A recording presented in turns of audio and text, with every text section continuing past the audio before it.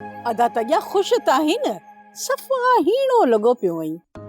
अरे छा थियो आहे मूंखे मन मस्त लॻो पियो आहे ॾंडो ॾोटो लॻो पियो आहे छा थियो आहे मां त चवंदो त मूंसां केरु खौंसे त लेटायांसि अदा पो हिन अंगण ते दोलन जा दधका कॾहिं था थियनि। अदी रुगो 2-3 ॾींहं दर्श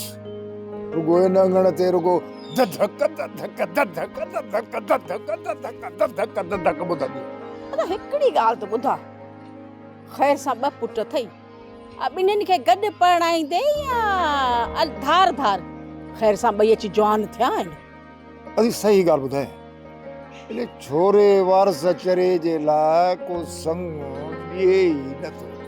जंहिंखां तो संग घुरां हे बे झंग मोकणी थो करे बाक़ी गोहर पुट जे लाइ संग ताड़े छॾे था खोले छॾियो छो अदा वो शम्मा जो वेठी आहे उन सां कोन पढ़ाईंदेसि छा। हिकिड़ी न चीभट ॾिनी मां ची ची कंदी वतंदी ची ची या ॻाल्हि थी करी छो छा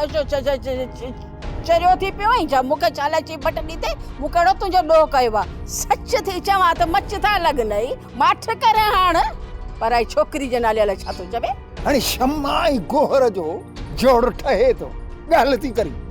मुंहिंजो गोहर पुट आहे शहज़ादो हुनजे लाइ मां शहज़ादी वठंदुसि इहा शम्मा आहे ड्रिब जी मम केरु वठंदो बाबा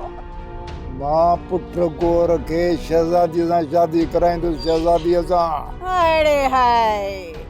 ॻाल्हि त दा करी तो पुट जो मोहाटो ॾिठो अथई आहे त ढंढ जो सेसर इन जे लाइ हाणे शहज़ादी हूर परींदी ऐं किथां शहज़ादी खे आणींदे जेका हिन सां पाण बि छॾ दा हाणे तूं कान्हे का चाहे चाहे थी पे हवाला 2-3 कॾहिं चाहे जा कोप 2-3 मुंहुं मां कढी हुई तूं मूंखे निंड थी अचे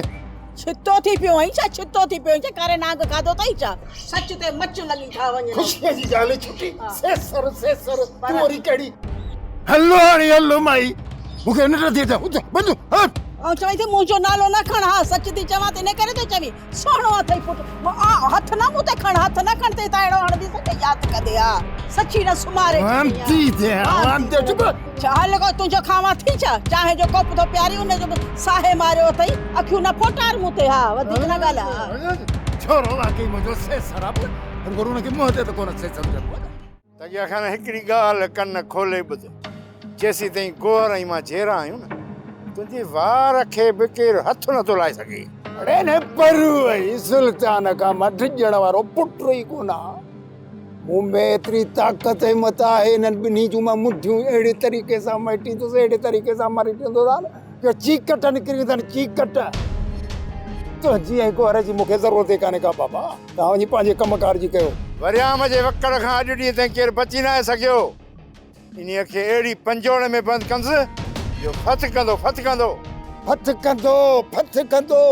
ईअं फत कंदो जीअं हाणे तारू कुतो पाणीअ में फत कंदो आहे ॿाहिरि निकिरी न सघंदो आहे भॼण जो रस्तो बि हथ कोन ईंदुसि